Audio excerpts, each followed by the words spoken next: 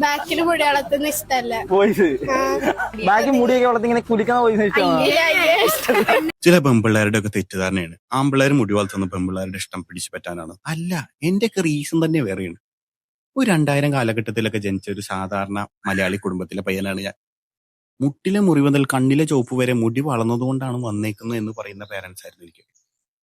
അപ്പൊ അതുകൊണ്ട് തന്നെ എനിക്ക് മുടി വളർത്താൻ സാഹചര്യം ഉണ്ടാകുന്നില്ല. സ്കൂളിൽ മുടി വളർത്തി പോവുകയാണെങ്കിൽ PT സാറിന്റെ ബ്ലാക്ക് ലിസ്റ്റിൽ വരും. കോളേജിൽ മുടി വളർത്തി പോവുകയാണെങ്കിൽ കഞ്ചാവ് തോട്ടത്തിന്റെ ഉടമയായി മാറും. പിന്നെ ഒരു 90% പ്രൊഫഷണൽ ജോലികൾക്കും മുടി വളർത്താൻ അവർ സമ്മതിക്കുന്നില്ല എന്നുള്ളതാണ്. ഇങ്ങനെയുള്ള സാഹചര്യത്തിൽ ഒരു ജോലിയിൽ മുടി വളർത്താനുള്ള ഒരു സാഹചര്യം വരികയും അല്ലെങ്കിൽ ഒരു മെഡിക്കൽ ലീവ് ഒക്കെ എടുത്തിരിക്കുന്ന സമയം ആയതുകൊണ്ടും നമുക്ക് മുടി വളർത്താനുള്ള ഒരു സാഹചര്യം വന്നു.